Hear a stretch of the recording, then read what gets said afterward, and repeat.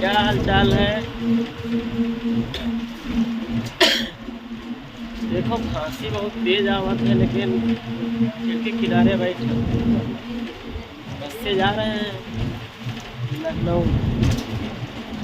Doctor Sanjay है साथ में, जा रहे दोनों लोग। एक भैया है पाछे सोवत, क्या नाम शिल्पा है।